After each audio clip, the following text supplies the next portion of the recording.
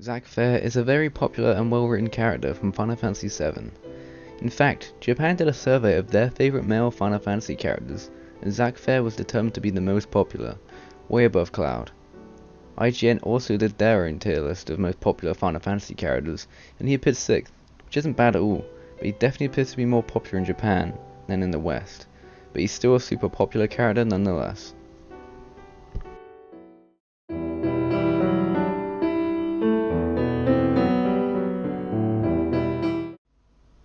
Zack has such a likable personality, which is bright and confident.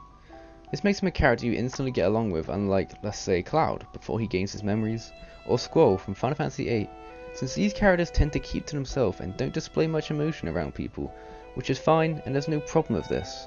But the point I'm trying to get across here is that more people are drawn to people that are confident, happy and friendly over people that keep to themselves all the time.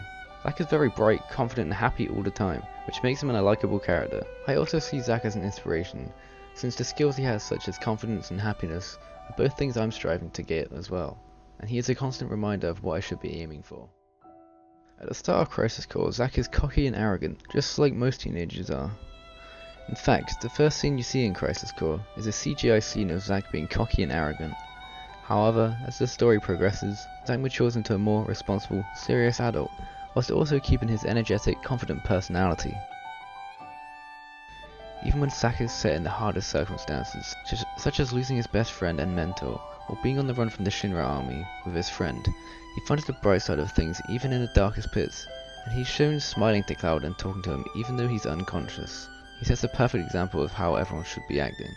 For some, seeing Zack act all arrogant and cocky may be annoying, and may make them not like him, but to me that's one of the things I like about him. I also feel Zack is relatable on some levels. Obviously he goes through loss and the unfair just like we all do. However, there are some specific scenes which are more relatable for me than the other ones. Such as when he's fighting Genesis, he mentions that everyone is always pushing things on him, which is a feeling I've definitely had in my life, just as I'm sure many of you have had as well. Zack is also extremely friendly and a great friend at that. As throughout the game, he is shown helping the lower class members. There's even a side quest where you get to help out a lower class member do his missions for him because he finds them too hard, and Zack offers to do them for him. Even when Zack's best friend and mentor tries to attack him, he doesn't fight back since he doesn't want to hurt his friend. Later on, Zack has to put an end to Angeal as he asks him to do it as a friend, since he was a perfect experiment which would cause disaster. Zack also helps out Cloud several times throughout the series, such as helping him believe in himself when he doubts he'll make it to Soldier, and of course, when Zack saves Cloud from dying, instead of leaving Cloud in the experiment tube, Zack takes it in himself to get him out of there and carry him all the way to safety for months on the road. Zack carries Cloud all the way to safety whilst also being attacked by the whole Shinra army. This is like the ultimate act of friendship, and it really shows me what a friend can do and should be like. Now that we've gone over Zack's personality and what I like about it, we're going to move on to some memories and nostalgia I have with Crisis Core, which makes me like Zack even more than I did already.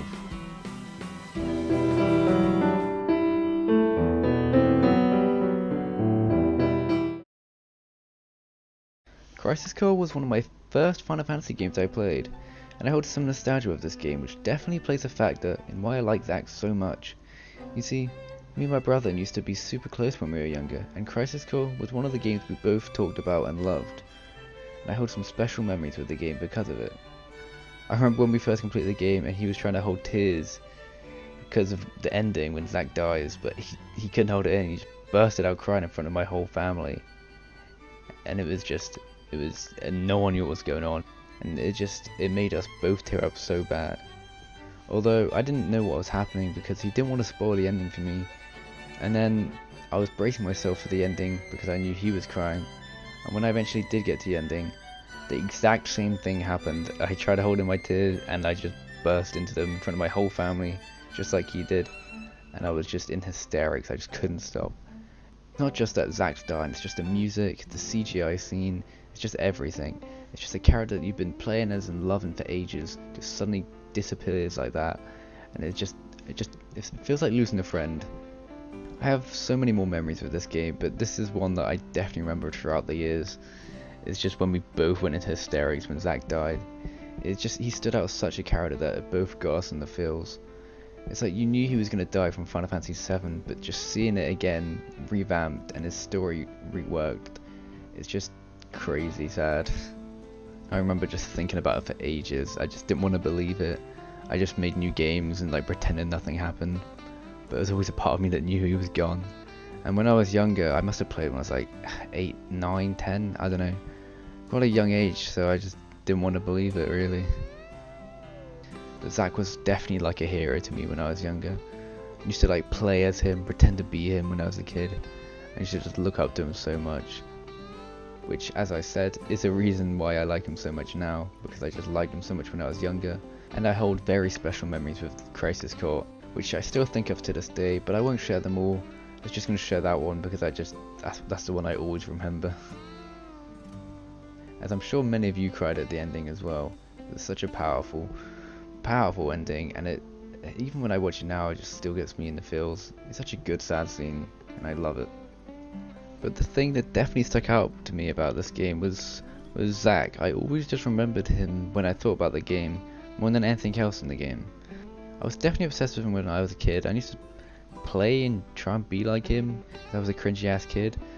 But he definitely stood out as a character more than the rest from the game. And when I look back at games when I played when I was younger, they always seem more special to me than the new ones I play now. It's definitely related to the times back then. Everything was different. It was definitely a better time for me then, and just looking back on Crisis Core, I feel happy because the memories of the time get refreshed in my head when I think about the game and when I first played it, which is a reason I do like it so much, of course, but not the only reason. But yeah, that's just a brief overview of kind of the history I have of the game, memories I have of it, why it's so special to me. But now we've gone over that a little bit, just going to go into its design and what I like about that.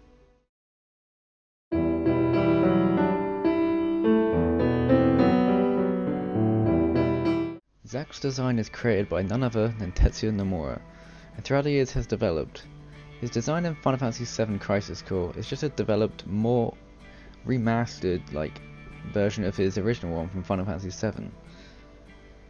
In Final Fantasy VII, there's not many scenes with him, but there's one CGI still frame shot that the photographer took in Nibelheim, and the rest of the shots with Zack in are just his little sprite thing, the default one in Final Fantasy VII, which doesn't give off much detail. However, through Crisis Core, they've pretty much made a more HD version, like how you would expect him to look if he was redone in modern gaming. I gotta say, I love his new design. It's just the same, but better, basically. Zack's design at the start of Crisis Core is also different to the one he gets later on. He has more curtain hairstyle instead of slick back, and it's very reminiscent of Terra from Kingdom Hearts Birth by Sleep. Nomura seems to really like doing this hairstyle, as he's done it on countless creations of his. Zack's hairstyle changes later on after he's gone through loss and tragedy. It changes into his original Final Fantasy VII hairstyle that was designed for him. I like how he doesn't start off with this hairstyle, and he gets it later on to show that he's grown into a more sensible person. Nonetheless, I like both hairstyles he has, and I think they look really cool. Zack is also one of the few uses he gets to use the Buster Sword, and his design feels complete when he has it. There's only so much I can say about Zack's design, but overall I think it's a really cool design and I really dig it. I do think Zack has one of the best designs out of all the Final Fantasy VII characters. That's not just me being a fanboy. I do think he has a better hairstyle than most of the boys out there.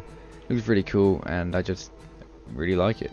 Now that I've gone over Zack's design and what I like about it, we're going to move on over to some messages that are in Crisis Core and inspiration that Zack holds.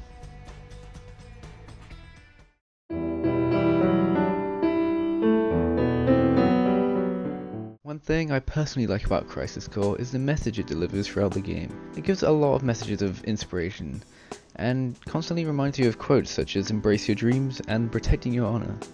They're frequently given throughout the game, used by Angeal and Zack very often. The game also suggests that being confident in your abilities is half the battle, as Cloud is seen being very unconfident in his abilities, and Zack always reinforces that if he's confident, he'll make it. I personally think Crisis Core tries to give the audience these messages, such as embracing your dreams and protecting your honor. In fact, these are quotes I actually think of now and then. And actually, I think about them a lot when I'm like doing nothing, and I'm thinking that if I'm not embracing my dreams, then I'm just doing nothing. I'm just sitting around wasting my time. But yeah, some of these quotes are helpful, and one of my favourite ones that Zack gives actually is this: "So what if it seems hopeless? If it was still me, I wouldn't give up.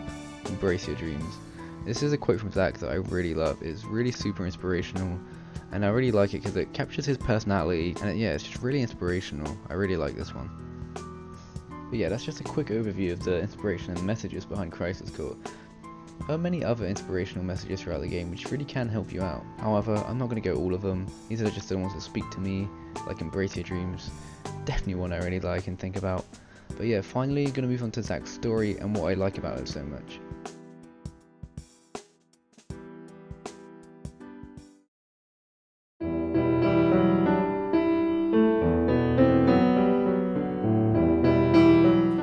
Zack's story starts in Final Fantasy VII. He appears in there briefly, but his character is further shown and developed in Final Fantasy Crisis Core. Zack is a young teenage boy, wanted to be a hero like Sephiroth, and he is from a small town known as Gongaga. He left his home at a young age without telling his parents, because he didn't want to worry them, and he wanted to embrace his dreams of becoming a hero. In Final Fantasy VII, you get to visit Zack's hometown Gongaga, and you can see his parents worrying and concerned of his son's disappearance. Zack is just a young teenage boy, and all he thinks about is becoming a hero. His best friend Angeal and mentor helps him by saying embrace your dreams, and gives him a lot of other advice throughout the game. Angeal also refers as Zack to Zack the puppy to his mother, since this is exactly how Zack acts. He's just a careless puppy who gets overexcited. This is the way Zack definitely appears at the start of the game, but he develops later on into a more mature person. Zack's story is one of the most heartbreaking ones out there in the series. He falls in love with a girl named Aerith, who we can't see much due to his duty calls that he has often. Although Zack is one to flirt and is referenced as a ladies' man by Aerith, he definitely appears to love Aerith and care for her a lot, as you get to see throughout playing the game. Zack's story is just meant to be simple. He's just a member of Soldier who doesn't do any of the thinking and only the fighting, as he actually states in the game. Although this is what he wanted to do and wanted to just become a hero, he got pushed into hard situations with no decision whatsoever. Zack was only ever trying to do the right thing, and he never went against the company on purpose. Ultimately, the beginning of the end of Zack's story is when Sephiroth turns into a psycho and he tries to put an end to him. Ultimately, Zack is no match, and Cloud is also no match, but he does briefly stop him. This is when they're both out cold and they both get experimented on for 4 years, before Zack manages to escape out of it, whilst also saving Cloud. This is definitely my favourite part of the story. It's just so intense and hectic, and I just love it so much. Zack does not know he's been in there for 4 years, and freaks out when he realises it. His main goal now is to get back to Aerith and start a new career as a mercenary with Cloud. Although there is no happy ending for Zack's story, instead the whole Shinra army go against him, and instead of him running forever, he ultimately gets pinned down, and has no decision but to fight thousands of them. Instead of putting Cloud in danger, he hides him, and defeats as many as he can before eventually getting stopped. Zack's defeat is one of the saddest ones. All he wanted to do was get back to Midgar and see his love, Aerith. He wanted to restart his career and become a mercenary with Cloud, but instead he dies just miles before it. Fortunately, this is where Zack meets his cruel end. The saddest part of the story is that he was so close to Aerith, and all he wanted to do was get back to her. Zack does die here, but he dies smiling and proud, knowing that he became a hero saving Cloud. Now, I love Zack's story so much. It's not your classical, typical happy ending, like most of them are in the series, but it shows many struggles and hardships which we can relate to, also whilst giving a strong, inspiring message throughout it. It also shows just how much Zack had to go through, but all he wanted to do was become a hero just like Sephiroth and be a soldier. Now, there are so many things I love about his story. I just love him as a character, and I love the story they built with him. There isn't really a part I don't enjoy. Even the 4th Genesis storyline is enjoyable for me. I love how heroic and inspiring Zack is throughout his story. I just like how his story is meant to be simple, but he gets put in the most unfair circumstances and has to choose what to do. It's really a great story, and I really recommend playing the game if you haven't already. Also, one thing I forgot to mention is I think the voice actors, both English and Japanese, really do Zack's personality justice. They do a really good job of him, really bring him alive. I grew up playing the English version, and I think the guy that did it did a really great job. I can't remember his name right now, but it really brought him to life and made me like him even more.